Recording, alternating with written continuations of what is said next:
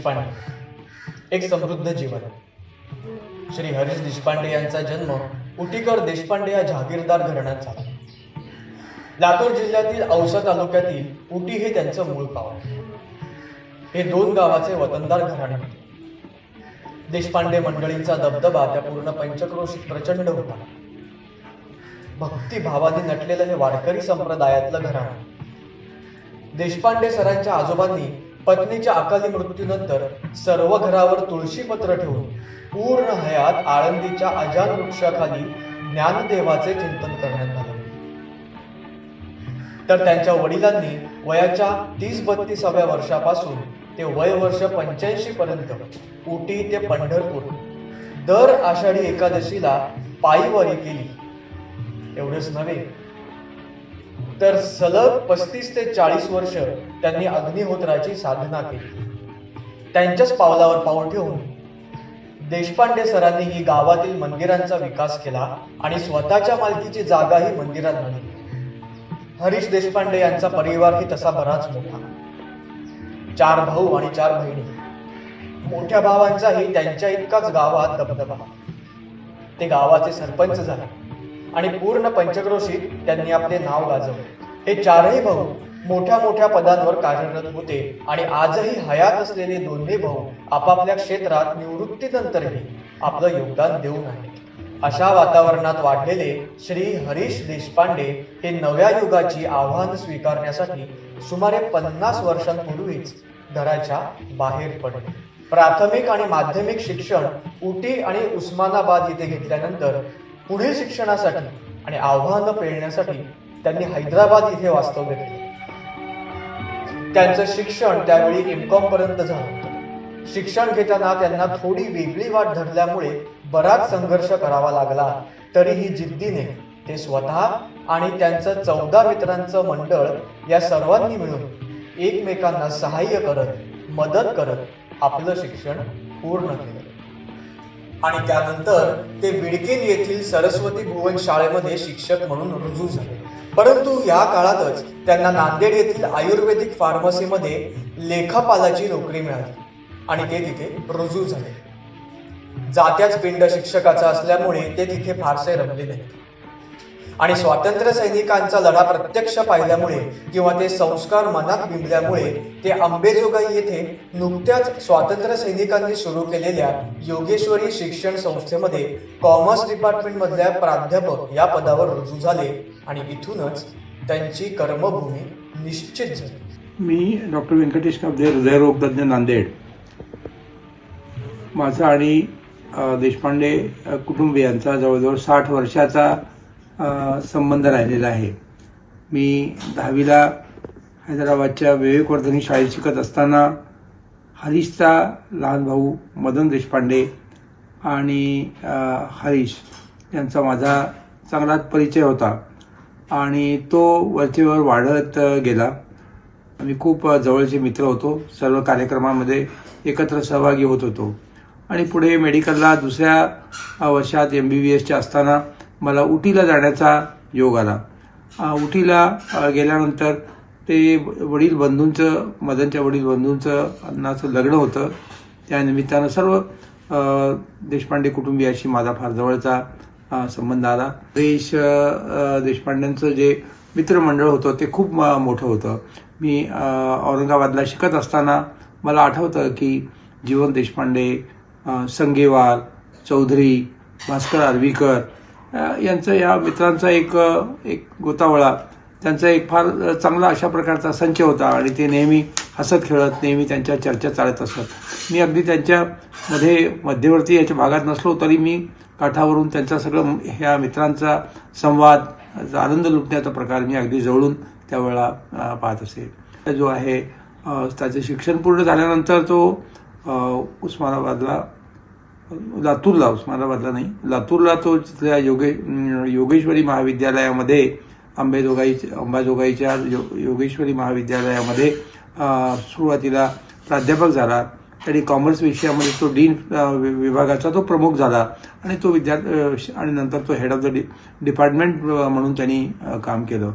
आणि त्याच वेळेला मला असं वाटतं की अनेक सामाजिक कामामध्ये हरीशनी भाग घेतला. मराठवाडा जनता विकास परिषदेच्या कार्यकारिणीचा तो सदस्य होता आणि म्हणून त्यांनी त्या लातूर भागामध्ये मराठवाडा जनता विकास परिषदेचं काम वाढवण्याच्या दृष्टीनं खूप चांगला प्रयत्न केला. देशपांडे सर तसे हरहुन्नरी स्वभावाचे, अत्यंत हसरा, निर्मळ आणि प्रचंड मोकळा माणूस. त्यांचं जीवन म्हणजे एक उघडून ठेवलेलं पुस्तक असं म्हणता येईल. सरांची विनोदबुद्धी तल्लख होती. त्यांचं चौफेर वाचन होतं. त्यांच्या तरुण काळातील काही पत्र त्यांच्या मित्रांनी आम्हाला दिली ती सर्व पत्र काव्यात्मक पद्धतीने लिहिलेली होती. प्राध्यापक देशपांडे सरांना माणसं जमवण्याचं अत्यंत वेळ होतं. अवतीभोवती आप्तस्वकीय मित्र असले की त्यांची कळी खुलायची. त्यांचा एक सगळ्यात चांगला गुण म्हणजे त्यांचं सारखं आत्मपरीक्षण चालू असायचं. त्यांना नाटकांचंही खूप वेळ होतं. त्यांनी दिवा जळू दे सारी रात, तुझं आहे तुझं पाशी, तो मी नव्हेच या आणि अशा बऱ्याच नाटकांमध्ये भूमिका केल्या आणि त्या काळात त्या प्रचंड गाजल्या. सांगण्याची गोष्ट म्हणजे त्यांना त्या काळचे रमेश भाटकर म्हणून सर्वजण चिडवत असत. नमस्कार, मी डॉक्टर दिलीप घारे. मला एक 2-3 दिवसांपूर्वी असा निरोप आला की अजेय सांस्कृतिक संस्था ठाण्याची यांनी एक काव्ययोग नावाची वृत्तबंध आणि मुक्तछंद कविता स्पर्धा आयोजित केली आहे आणि ती माझे स्नेही, माझे मित्र प्राध्यापक हरीश देशपांडे अंबाजोगाईचे त्यांच्या स्मरणार्थ ती घेते. त्यांच्या स्मृतीप्रित्यर्थ त्यांचं नाव त्या स्पर्धेला दिलेलं आहे. खूप महत्त्वाची घटना आहे. सांस्कृतिक एखाद्या उपक्रमासाठी माझ्या स्नेही असलेल्या हरीश देशपांडेंचं नाव येणं ही माझ्यासाठी खूप खूप आनंदाची गोष्ट आहे. त्यांचा माझा सहवास खूप वर्षांपूर्वीचा. अंबाजोगाई शहरामध्ये योगेश्वरी महाविद्यालयामध्ये ते प्राध्यापक होते. त्यांना मुळात ते विज्ञानाची आवड होती, त्यांना वाणिज्य विभागाची आवड होती, त्यांना सांस्कृतिक गोष्टींमध्ये रस होता. योगेश्वरी संस्थेच्या व्यवस्थापन समितीवरही त्यांनी खूप दिवस काम केलेलं आहे. पण या ओळखीपेक्षा त्यांची महत्त्वाची ओळख म्हणजे त्यांना नाट्य, संगीत, कविता, कला या सगळ्या गोष्टींमध्ये खूप रस होता. अंबाजोगाईचं जे सांस्कृतिक आणि शैक्षणिक विश्व आहे त्याच्यामध्ये त्यांचा खूप मोलाचं त्यांचं योगदान आहे. म्हणजे अंबाजोगाईमधून जी नाटकं सादर व्हायची त्यात तर त्यांचा सहभाग असायचा. या उपर आपल्या शिक्षण संस्थेमध्ये, आपल्या महाविद्यालयामध्ये सुद्धा नाटकाची चळवळ रुजली पाहिजे यासाठी ते आग्रही होते आणि म्हणून योगेश्वरी नाट्य संस्था ज्यातर्फे नाटकं सादर केली जायची, ज्यात मी खूप वर्ष काम केलं, त्याचा एक अविभाज्य भाग होते हरीश देशपांडे. आणि त्या योगेश्वरी नाट्यसंस्थेतर्फे आम्ही राज्य नाट्यस्पर्धा, कामगार नाट्यस्पर्धा यामध्ये सहभाग करायचो. अंबाजोगाईमध्ये नाट्य महोत्सव आयोजित करायचो आणि या सगळ्या सांस्कृतिक क्षेत्राचा हरीश देशपांडे हे अविभाज्य भाग होते. खूप जुन्या आठवणी आहेत आमच्या. आणि आज अचानक त्यांच्या मुलीचा, दोन्ही मुलींचा, अस्मिता आणि अश्विनी, या दोघींचाही मला फोन आला आणि जुन्या सगळ्या आठवणी डोळ्यांसमोर उभ्या राहिल्या.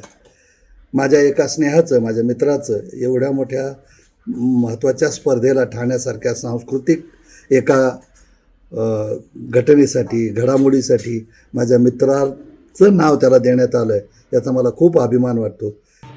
याच काळात त्यांच्या जीवनात सौ विद्या देशपांडे यांनी सहधर्मचारिणी म्हणून प्रवेश केला. त्यांच्या साथीने सरांनी त्यांचे 2 भाऊ, 4 बहिणी, 2 पुतणे या सर्वांची शैक्षणिक जबाबदारी समर्थपणे पेलली आणि त्यानंतर स्वतःची 4 मुलं आणि गावाकडून आलेली मुलं या सर्वांचे पालक देशपांडे सरच होते. एक पिता, पुत्र, भाऊ, पती, व्याही, एक शिक्षक म्हणून प्रत्येक नातेसंबंधांच्या लक्ष्मण रेषा सांभाळत त्यांनी आपलं जीवन समृद्ध आणि संपन्न केलं. पिढ्यानपिढ्या अशिक्षित असलेल्या कुटुंबातील शिकायला आलेल्या नवविद्यार्थ्यांसाठी ते एका दीपस्तंभासारखे उभे राहिले आपली एक आयडेंटिटी निर्माण करू इच्छिणाऱ्यांसाठी सुद्धा सरांनी काही वेळा चाकोरी सोडूनही मदत केली आहे. अनेक बिनचेहऱ्याच्या विद्यार्थ्यांना चेहरे मिळवून दिले त्यांनी. एक शिक्षक म्हणून हे त्यांचे फार मोठे योगदान आहे. एनसीसी अधिकारी म्हणूनही त्यांनी अनेकांना पोलीस खात्यात आणि इतरत्र संधी मिळवून देऊन प्रोत्साहित केले आहे.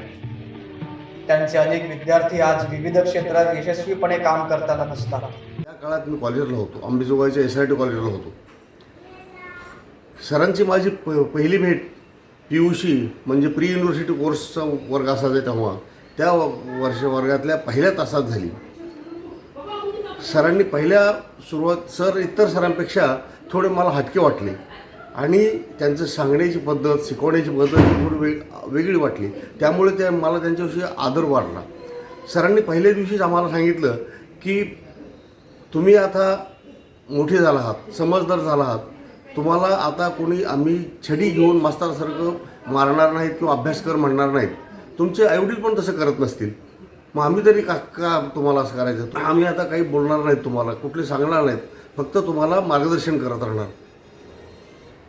हे सांगण्याची पद्धत त्यामुळे सर मला एकदम जवळचे वाटले. त्यानंतर मी जेव्हा सर NCC विभागाचे प्रमुख होते, मी NCC घेण्यासाठी गेलो. तर मी तेव्हा थोडासा SSC पास झाल्यानंतर लहान होतो. तर मला पाहून सर म्हटले, माझ्या गाल धरला आणि मला म्हटले, तुझ्या तोंडावर मिशी आली नाही, कशाला आलास NCमध्ये, पुढच्या वर्षी ये. आणि त्यानंतर मी घरी गेलो. मग PUCचं वर्ष झाल्यानंतर फर्स्ट इयरच्या वेळेस परत NCCमध्ये मी गेलो. तेव्हा माझं सिलेक्शन झालं आणि NCCमध्ये मी रेग्युलर काम करू लागलो. माझी NCC आवड पाहून सरांनी मला जवळ घेऊन माझी आर्थिक परिस्थिती, घरची परिस्थिती आणि सर्व मला विचारून घेतले आणि माझी आवड एवढी कशी काय, तर मी त्यांना सांगितले की मला पोलीस अधिकारी बनायचं आहे. मग ते म्हटले की तुला काही अडचण आली तर मी तुला मार्गदर्शन करेन आणि कुठली अडचण आली तर मला सांग, मी तुझ्यासाठी आहे. आणि तेव्हापासून सरांनी मला आधार दिला, तो शेवटपर्यंत आधार दिला. BCom फायनलला गेलो आणि मग BCom फायनलनंतर BComला मी काही कारणास्तव परीक्षा दिली नाही. मग ती परीक्षा मी दिली नाही असं समजल्यानंतर सरांनी मला बोलून घेतलं आणि अशी माझी खरडपट्टी केली की माझ्या आईवडिलांनीसुद्धा असं मला कधी बोलले नाहीत. इतके बोलले की तुला पदवीचं महत्त्वच माहीत नाही म्हणे, तू कुठेही लागला असतास पदवी, तुला काय NCCचं काय एवढी जीवन बनवणार नाही, पदवीपेक्षा कितीतरी लहान आहे NCCचं सर्टिफिकेट. मी गप्प बसलो, माझ्याकडे दुसरा पर्याय नव्हता. मग त्यांनी मला माझं आर्थिक शैक्षणिक नुकसान झालं हे जाणून प्राचार्य सबनीस सरांकडे घेऊन गेले आणि मला परत रिॲडमिशन घेतलं पुढच्या वर्षी. माझे 1-2 NCCच्या कॅम्पला नंबर लावले आणि प्रत्येक गोष्टीत अगदी माझ्यासाठी भांडत राहिले NCCच्या कमांडिंग COला. आणि मग मला 2-3 चान्स मिळाले चांगले कोर्सचे. जेव्हा मी ओव्हरऑल रिटर्न एक्झाम MPSCची पास झालो तेव्हा सरांनी मला माझी प्रॅक्टिस कशी आहे, मी काय करतो, मी कशा प्रकारे अभ्यास करतो, या ओव्हरऑलची तयारी कशी करतो हे स्वतः जाणून घेतलं. मैदानावर स्वतः टेप आणि घड्याळ घेऊन माझे रनिंगचं किती मिनटं लागतात, माझी हाय जंप कशी, लॉंग जंप कशी पडते, मी रनिंग कशा प्रकारे करतो हे स्वतः पाहत होते आणि पाहिल्यानंतर मला सूचना देत होते. जेव्हा मी ओव्हरऑलला गेलो त्याच्या अगोदर मला सांगितलं की मी जेव्हा त्याला भेटलो आणि मला म्हटले की तू फक्त सगळं विसरून शांततेत जायचं आणि गो विथ कॉन्फिडन्स. तू सगळं विसरून जायचं, फक्त कॉन्फिडन्स ठेवायचा आणि सगळं खरं सांगायचं. खोटं उत्तर देऊ नको, खोटं बोलू नको. जर एखाद्या प्रश्नाचं उत्तर येत नाही तर तू स्पष्ट सांग की मला याचं उत्तर येत नाही. प्रत्येक प्रश्नाचं प्रत्येकाला उत्तर येईल हे अपेक्षित नसतं. फक्त खरं बोलणारा आणि प्रामाणिकपणे प्रसंगाला सामोरं जाणारा अधिकारी MPSC सिलेक्ट करते. आणि हे मी वाक्य इतकं लक्षात ठेवलं की मला 1-2 प्रश्न जसे न येणारे होते तेव्हा मी स्पष्ट बोर्डाला सांगितले की मला याचं उत्तर माहीत नाही. प्राध्यापक देशपांडे सरांवर समाजवादी विचारांचा प्रचंड प्रभाव होता. प्राचार्य सबनीस यांचा वारसदार म्हणून त्यांच्याकडे त्या काळी बघितले जात होते. महाविद्यालयात असतानाच त्यांनी पदव्युत्तर विभाग प्रमुख, वाणिज्य विभाग, कार्यवाह सांस्कृतिक मंडळ, अभ्यास मंडळ, स्टाफ अकॅडमी स्वामी रामानंद तीर्थ महाविद्यालय आंबेजोगाई या पदांवर काम केलं. पूर्व प्राचार्यांच्या आकस्मिक निधनाने कोसळलेल्या पूर्ण संस्थेला देशपांडे सरांनी भावनिक दृष्ट्या तर सांभाळलंच, परंतु एक मोठा आधारस्तंभ म्हणून ते संस्थेच्या पाठीशी उभे राहिले. यावेळी ते महाविद्यालयात वाणिज्य विभागात प्रमुख होते. त्यानंतर त्यांनी उपप्राचार्य पद व प्राचार्य पद या पदांची धुरा सांभाळून एकनिष्ठ राहून संस्थेत सेवा केली आणि आयुष्याच्या शेवटच्या दिवसापर्यंत ते संस्थेसाठी कार्यरत होते. देशपांडे सर एनसीसीचे कमांडिंग ऑफिसर आणि कॅप्टन होते. त्यामुळे ते प्रचंड शिस्तीचे होते.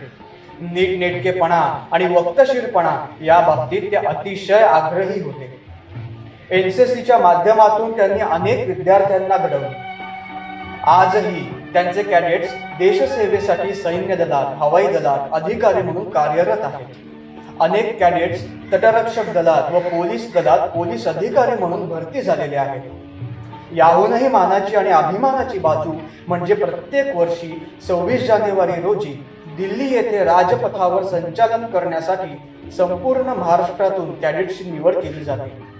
या पथसंचालनासाठी एनसीसी मधील अनेक कॅडेट्सना पात्रता निर्माण करून संचालनात सहभागी होण्यासाठी सरांनी संधी निर्माण केल्या. मराठवाड्यात एका टोकाला असलेल्या गावातून विद्यार्थी दिल्लीपर्यंत पाठवणं ही सोपी गोष्ट नव्हे.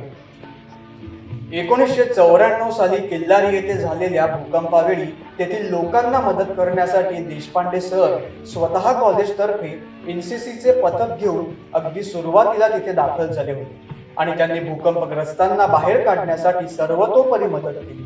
गरीब विद्यार्थ्यांची फी भरणे, त्यांना सवलती मिळवून देणे, वसतिगृहात त्यांना प्रवेश देणे, त्यांच्या शिक्षणाचा खर्च स्वतः उचलणे या गोष्टी ते नेहमी करत असत. त्यांच्या मार्गदर्शनाने आज अनेक विद्यार्थी आयुष्यात योग्य दिशेने वाटचाल करून उभे राहिलेले आहेत. याची काही उदाहरणं म्हणजे श्रीयुत प्रमोद महाजन, श्रीयुत गोपीनाथ मुंडे, पोलीस प्रबंधक दिवाकर पेडगावकर, उपप्रबंधक श्री भगवान चाटे हे त्यांचे आवडते विद्यार्थी मंडळ. नुसते महाविद्यालयातच नव्हे तर विद्यापीठातही देशपांडे सरांचं कार्य खूप मोठं आहे. बाबासाहेब आंबेडकर विद्यापीठ औरंगाबाद येथे ते वाणिज्य शाखेचे अधिष्ठाता होते. तसेच अभ्यासक्रम पुनर्रचना समिती व अभ्यास मंडळाचे अध्यक्ष होते. विद्यापीठात ते सिनेट मेंबर होते. नागपूर विद्यापीठ व मराठवाडा विद्यापीठ MBA आणि MPhil या अभ्यास मंडळाचे सदस्य होते. निवृत्तीनंतरही सरांनी संस्थेची पाठ सोडली नाही. ते लेखा विभागाचे प्रमुख होते. तसेच सहचिटणीस होते आणि कार्यकारी मंडळाचे सदस्यही होते. करत असताना आमच्या कॉलेजमध्ये 7-8 मित्रांचा एक कंपू होता आणि आम्ही सर्वजण मिळून राहत असू. सर्वजण मिळून शिकणारे, सर्वजण मिळून फिरणारे आणि राहणारे अशा जणू काही आमचा तो सगळ्या मित्रांचा एक कळप. आणि सगळे चांगल्या संस्कारी कुटुंबातले, चांगल्या घराण्यातले, एकमेकाच्या अडचणी पाहून परस्पराला साथ करणं, ज्या काही अडचणी असतील त्या एकत्र सोसून एकमेकाला मदत करणं असे आम्ही मित्र होतो. हरीश देशपांडे हे स्वभावाने खोडकर होते. मित्रांना चिडवणे, छेड काढणे, खोड्या करणे, काही वेळेला आमची भांडणं होत असत, परंतु पुन्हाही आम्ही सर्व एकत्र येत असू. आणि बौद्धिकदृष्ट्या जर विचार केला तर कुठल्याही प्रश्नावर कडाडून चर्चा करणे, वितंडवाद घालणे आणि अगदी टोकाला जाऊन एकमेकाच्या विरुद्ध भूमिका घेणे हे सर्व आमचं विद्यार्थी असताना चालायचं. M.Com झाल्यानंतर अंबाजोगाई येथे योगेश्वरी महाविद्यालयामध्ये, ते योगेश्वरी संस्थेच्या स्वामी रामानंद तीर्थ महाविद्यालयामध्ये वाणिज्य विभागामध्ये प्राध्यापक म्हणून कार्यरत झाले. आणि त्यामुळे आदरणीय बाळासाहेब परांजपे, एकनाथराव गुरुजी, ॲडव्होकेट R.D. देशपांडे, प्राचार्य सबनीस या सर्व थोर व्यक्तींच्या सहवासामध्ये ते आले.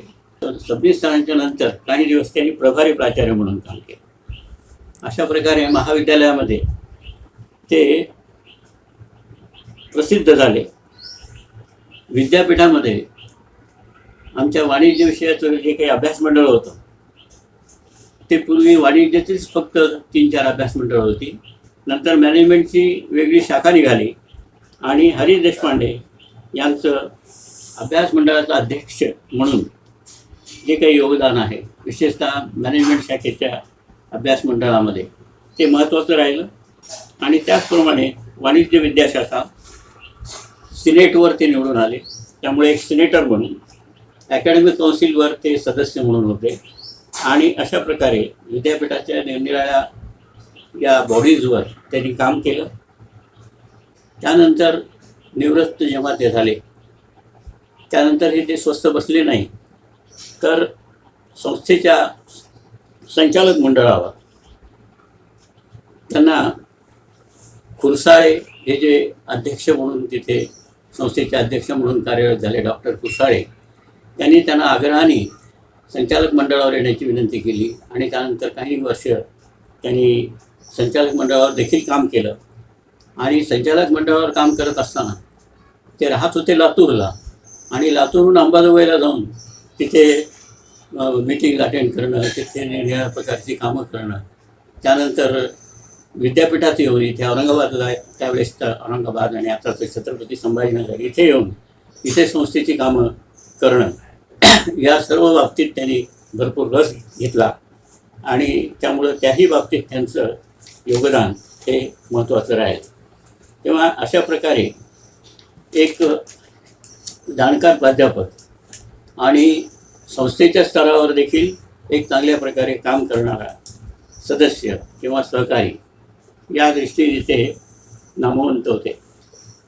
आणखी त्यांचं महत्त्वाचं योगदान म्हणजे आमच्या मराठवाडा जनता विकास परिषद ही जी संस्था गोविंदभाईंनी स्थापन केलेली आहे, गोविंदभाई श्रॉफ यांनी स्थापन केलेली, त्या संस्थेच्या लातूर जिल्ह्यामध्ये जी शाखा आहे त्या शाखेतून मध्यवर्ती कार्यकारिणीवर ते 2 वेळा निवडून आले. आणि जनता विकास परिषदेच्या कार्यामध्ये देखील ते समरस झाले. आणि कार्यकारिणीच्या ज्या सभा होत असत त्यासाठी इथे उपस्थित राहून मराठवाड्याचे जे प्रश्न आहेत ते धसास लावण्यासाठी ज्या काही चर्चा होत असत त्यात ते सहभागी झाले. तर अशा प्रकारे एक मराठवाड्याच्या विकासाची जाणीव असलेला, समाजाच्या बद्दल जाणीव आणि समाजाबद्दल निष्ठा, एक प्रकारचं प्रेम असं असलेला असा हा प्राध्यापक होता. शिक्षण क्षेत्राबरोबरच सांस्कृतिक क्षेत्रातही सरांचं फार मोठं योगदान होतं. अनेक युवक महोत्सवाचे ते आयोजक आणि संयोजक होते. तसेच बाबासाहेब आंबेडकर विद्यापीठात ते सांस्कृतिक मंडळावर कार्यरत होते. याच काळात त्यांचा ज्येष्ठ अभिनेते दिलीप घारे तसेच वऱ्हाडकर लक्ष्मण देशपांडे यांच्याशी निकटचा सहवास होता.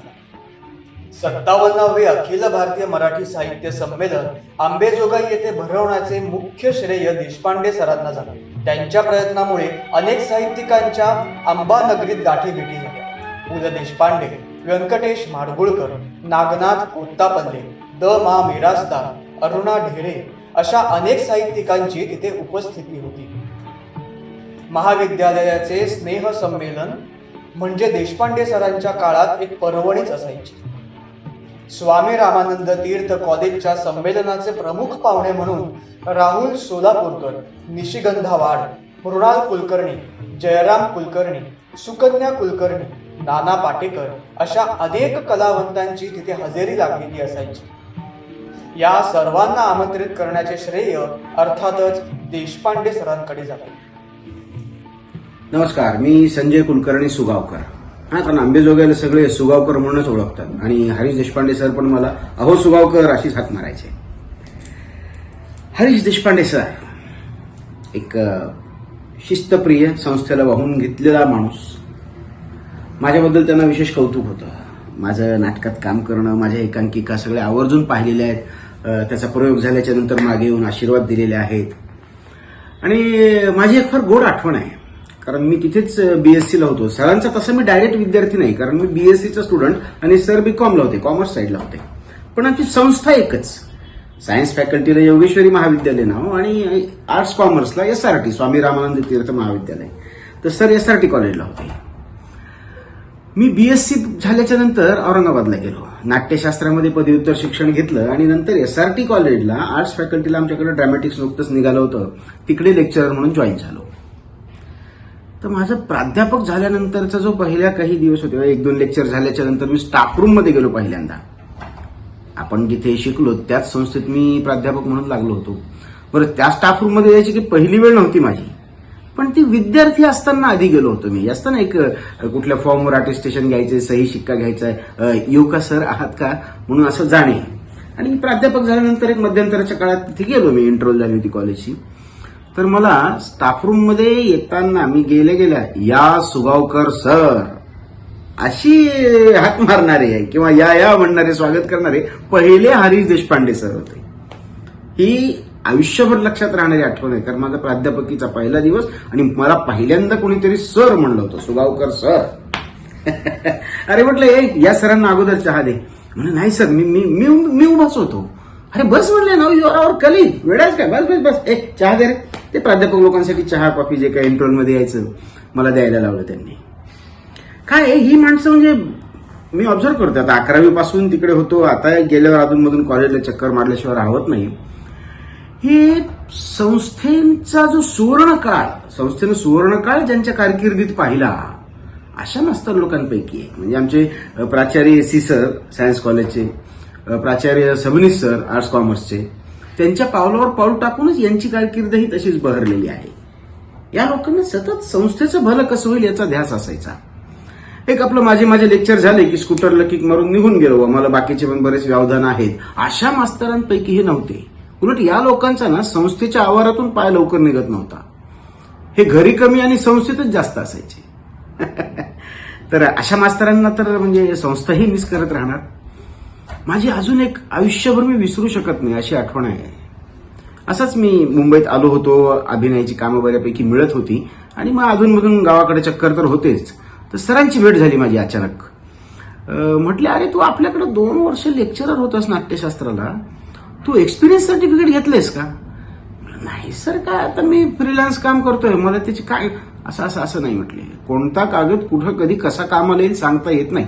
तू एक काम कर, उद्या कॉलेजला ये, माझ्या केबिनमध्ये ये. काय प्लेन पेपर फॉर्मल तुला ऍप्लिकेशन द्यावं लागेल टू गेट एक्सपिरियन्स सर्टिफिकेट, असं मी तुला सांगतो म्हणले. मायना काय त्याचं ते दे, मी ते प्रिपेअर करून ठेवतो, उद्या घेऊन जा, असू द्या एक जवळ. तर मी 2 वर्ष नाट्यशास्त्रात प्राध्यापकी केली आहे स्वामी रामानंद तीर्थ महाविद्यालयात. याचे एक्सपिरियन्स सर्टिफिकेटवर सरांची सही आहे. ही फार छान आठवण आहे जी माझ्याकडे आयुष्यभर राहणार आहे. सर, आम्ही तर तुम्हाला मिस करूच, पण अंबेजोगाई तिथल्या कल्चरल ऍक्टिव्हिटीशी संबंधित जे कोणी लोक आहेत ते सगळे, तिथली कल्चरल विंग आपण म्हणूया, आणि योगेश्वरी शिक्षण संस्था कायम तुम्हाला जास्त मिस करत राहणार आहे. देशपांडे सरांचं वाक्चातुर्य दांडगं होतं. बोलताना ते कोणालाही अगदी 3ऱ्या ते 4थ्या वाक्याला आपलंसं करून घेत असत. इतके की तो माणूस यांना घरचाच समजायचा. प्रत्येकाला जेव खाऊ घालण्याची, त्यांची सोय करण्याची यांना विशेष हौस. त्यामुळे यापैकी बरेचसे पाहुणे मंडळी यांची सोय त्यांच्या घरीच केलेली असायची.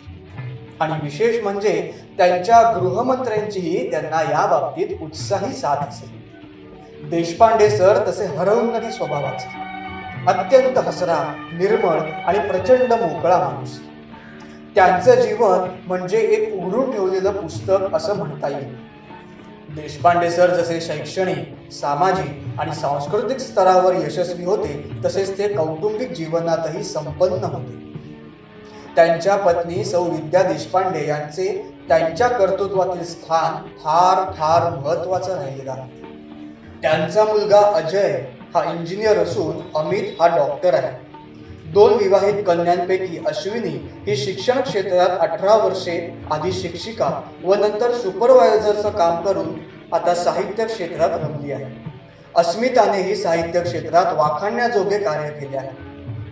2 जावई, एक नात जावई, 2 सुना, 7 नातवंड आणि 1 पणतू असा त्यांचा हसता खेळता छानसा परिवार आहे आणि त्यातला आनंद सरांनी खिलाडू वृत्तीने जपला आहे. त्यांचा धाकटा जावई अतुल त्यांना बाळासाहेब नावाने चिडवतो.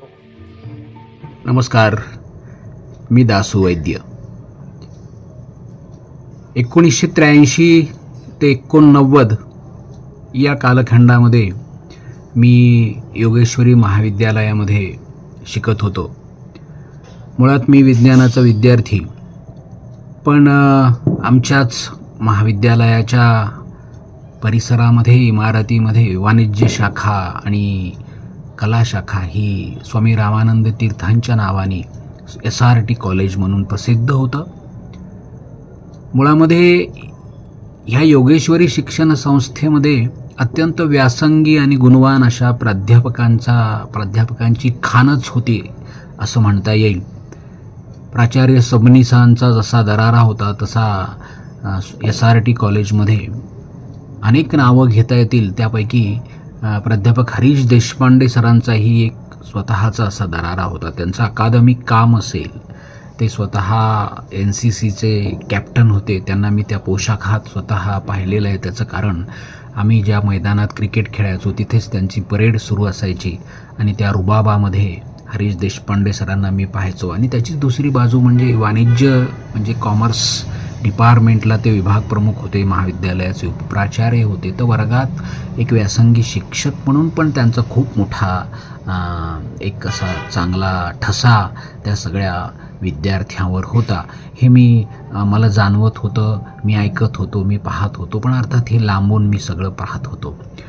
हरीश देशपांडे सरांनी एक आमच्यासारख्या प्राध्यापकासाठी एक रोल मॉडेल आमच्या समोर आहे. ते अशा अर्थाने की आपण प्राध्यापक झालो तर नुसतं शिकवतच राहणं नाही, तर अनेक शैक्षणिक कामं आपण कशी करू शकतो. मग ते अभ्यास मंडळ असू देत किंवा विद्यापीठाच्या अनेक कमिट्यावर त्यांनी ज्या पद्धतीने काम केलं, युवक महोत्सवासारख्या सांस्कृतिक अशा उपक्रमामध्ये सरांनी ज्या पद्धतीनं भाग घेतला, किंवा ते मराठवाडा जनता विकास परिषदेच्या आंदोलनामध्ये सक्रिय सहभाग होते, किंवा योगेश्वरी शिक्षण संस्थेच्या संस्थात्मक कामात सरांनी भरीव असं योगदान दिलेलं आहे. असे हरीश देशपांडे सर म्हणजे माझ्यासारख्यासाठी एक आदर्शवत असा शिक्षक की ज्याला बघून आपण सुद्धा आपलं मार्गक्रमण केलं पाहिजे असं मला व्यक्तिशः वाटतं. आणि देशपांडे सरांसारख्या शिक्षकांनी आपल्या इथलं शिक्षण, आपल्या इथले ही सगळी शिक्षणाची परंपरा पुढे नेलेली आहे, याचा मला सार्थ अभिमान वाटतो. सरांचे वडील बंधू श्री पांडुरंग देशपांडे यांच्या अकाली निधनानंतर सरांनी इतर भावंडांना आईवडिलांचं प्रेम दिलं. कर्नल डॉक्टर मदन देशपांडे व शास्त्रज्ञ डॉक्टर उदय देशपांडे हे त्यांचे कर्तृत्ववान लहान बंधू. हे दोघेही उच्च पदावरून निवृत्त होऊनही आजही कार्यरत आहेत. देशपांडे सर अंबेजोगाईला श्री योगेश्वरी शिक्षण संस्थेच्या स्वामी रामानंद तीर्थ कला व वाणिज्य महाविद्यालयाचे प्राचार्य होते. मी 2003ला श्री योगेश्वरी शिक्षण संस्थेचा अध्यक्ष म्हणून आलो. तेव्हा खरं म्हणलं तर सर निवृत्त होऊन अंबेजोगाई सोडून लातूरला स्थायिक झाले होते. पण आमच्या कार्यकारिणीच्या सदस्यासोबत लातूरला बऱ्याचदा भेटी होत. लातूरला गेल्यानंतर माझ्याबरोबरचे सर्वजण देशपांडे सरांना भेटू असं म्हणायचे आणि आम्ही त्यांना हमखास भेटत असू. आमच्या भेटीगाठीमध्ये आम्ही सर्वांनी असं ठरवलं की असा माणूस त्याला शिक्षण क्षेत्राची माहिती आहे, त्याला शिक्षण क्षेत्राबद्दल काही विचार आहे, शिक्षणाबद्दल काही विचार आहे, आणि जो स्वामी रामानंद तीर्थ महाविद्यालयाचा प्राचार्य होता, म्हणजे स्वामी रामानंद तीर्थांच्या संस्थेच्या विचारसरणीशी जुळलेला आहे, असा माणूस आपल्या कार्यकारिणीमध्ये असावा असं सर्वांना वाटल्यामुळे आम्ही 2008मध्ये त्यांना कार्यकारिणीत सामावून घेतलं आणि त्यांच्यावर कोषाध्यक्षपदाची जबाबदारी सोपवली. सरांच्या सहवासात एक गोष्ट जाणवली की सरांचं सामाजिक कार्य हे वेगळ्या प्रकारचं आहे. म्हणजे पूर्णपणे झोकून देऊन हातचं काही राखून न ठेवता काम करण्याची त्यांची पद्धत अगदी जवळून पाहण्यात आली. जे आपल्याला शक्य आहे ते सर्व करायचं आणि मनापासून करायचं, ही त्यांची पद्धत आम्हाला अतिशय भावली. सरांना संगीत आणि नाट्य या विषयात खूप रस होता आणि केवळ रसच नव्हता तर त्यांना त्याची चांगली जाणही होती. अनेक कार्यक्रमांच्यामध्ये सादरीकरण करणाऱ्यांना सर मार्गदर्शन करीत आणि त्यांच्या मार्गदर्शनामुळे त्यांचे ते प्रयोग अधिक चांगल्या पद्धतीने सादर होत असत. त्यांना मानणारे अनेक रंगकर्मी मी पाहिलेले आहेत. सरांच्या सहवासात एक विशेष आनंद मिळेल. त्यांचं व्यक्तिमत्व अतिशय हसतमुख आणि उत्साह वाढवणारं असं होतं. त्यांच्याबरोबर काम करण्याचा एक विशेष आनंद नेहमी मिळत असे. सेवानिवृत्तीनंतरही सर स्वस्थ बसले नाही, तर त्यांनी संस्थेप्रती आपली सेवा सुरूच ठेवली आहे.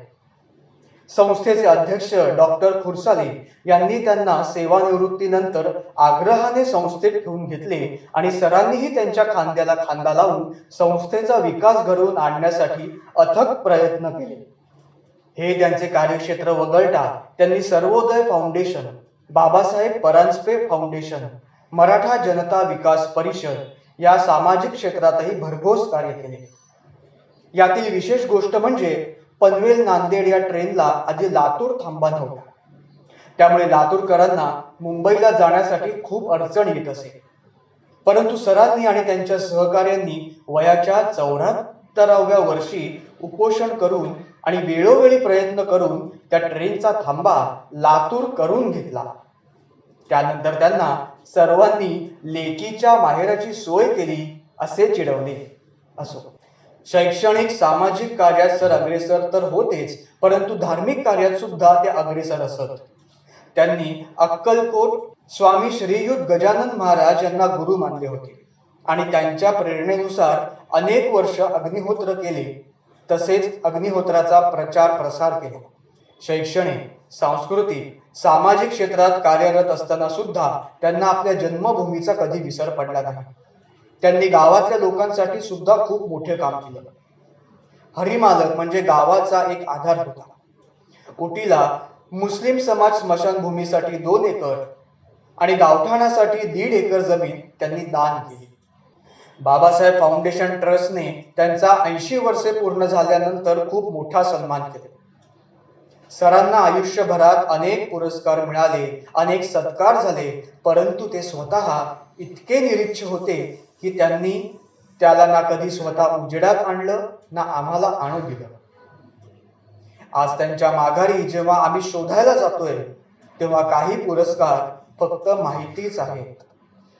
काळाच्या ओघात आम्हाला ते सांभाळणं जमलं नाही.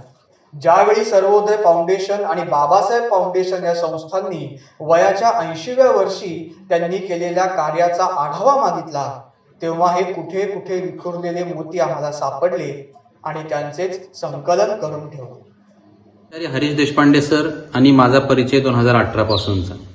सर अंबाजोगाई या ठिकाणाहून लातूरला 2018ला आले आणि या ठिकाणी आल्यानंतर त्यांनी बाबासाहेब परांजपे फाउंडेशनच्या माध्यमातून कार्याला आरंभ केला होता. खरं तर बाबासाहेब परांजपे फाउंडेशन ही संस्था 1993ला स्थापन झालेली आहे आणि त्या माध्यमातून हैदराबाद मुक्तीसंग्रामामधील अनेक अज्ञात पैलूविषयीचं कार्य जे आहे ते अखंडितपणे सुरू होतं. 2018ला या संस्थेचं रौप्य महोत्सव होता आणि त्यानिमित्त भारतभरामध्ये वेगवेगळ्या ठिकाणी जे आहे ते अगदी हैदराबाद पासून मुंबईपर्यंत कार्यक्रम जे आहे ते आयोजित केले जात होते आणि या सगळ्या कार्यक्रमामध्ये प्राचार्य हरीश देशपांडे सर हे अत्यंत उत्साहानं सहभागी व्हायचे. त्याचं सगळ्यात महत्वाचं कारण असं होतं की अंबेजोगाई या ठिकाणी असताना प्राचार्य हरीश देशपांडे सर यांचा स्वामी रामानंद तीर्थ आणि पूज्य बाबासाहेब परांजपे यांचा सहवास जो आहे तो लाभलेला होता आणि अर्थातच यांच्या विचारानं ते प्रभावित झालेले होते. त्यामुळं नेहमीच त्यांच्याकडनं मला अनेक अज्ञात पैलू जे आहेत ते जाणवायचे.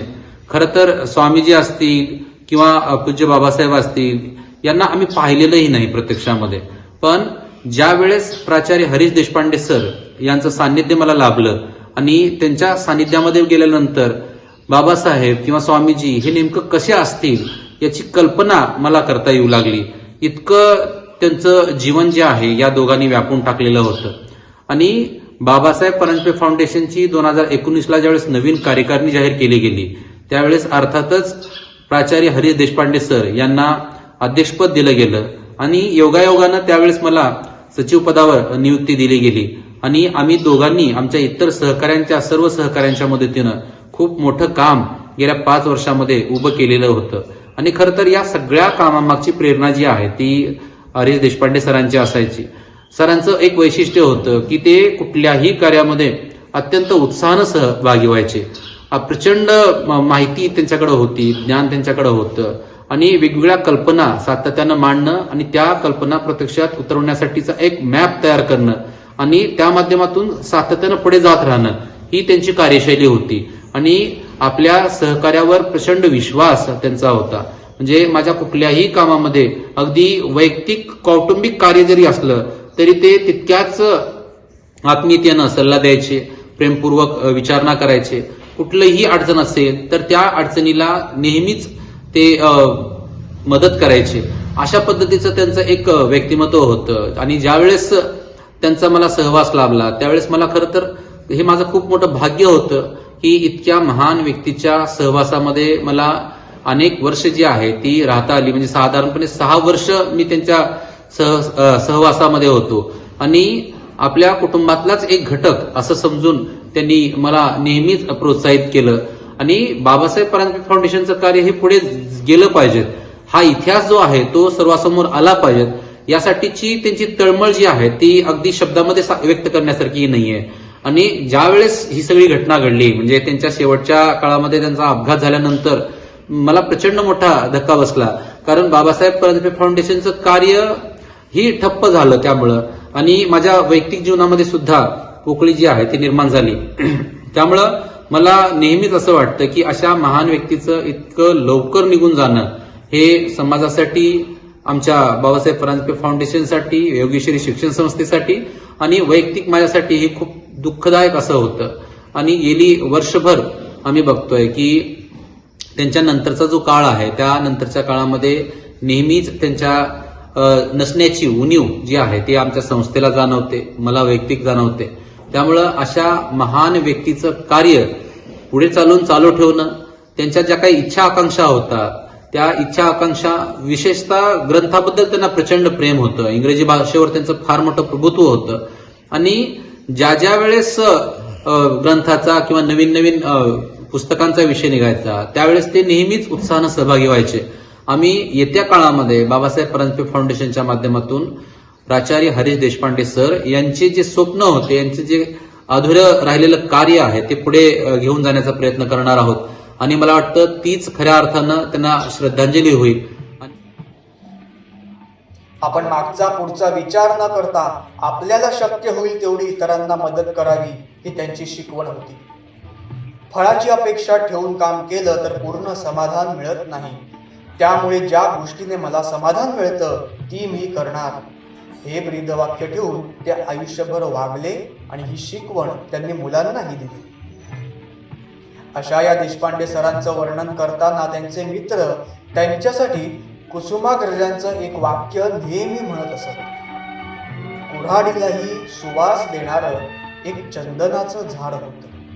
खरोखरच ते आयुष्यभर झिजले आणि सुवास रूपी आशीर्वाद आम्हाला ते 13 डिसेंबर 2023 रोजी अनंतात विलीन झाले.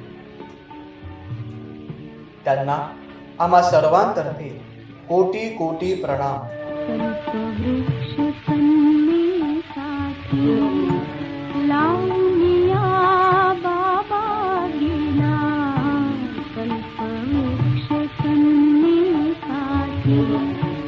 लावनिया बाबा गेला वैभवा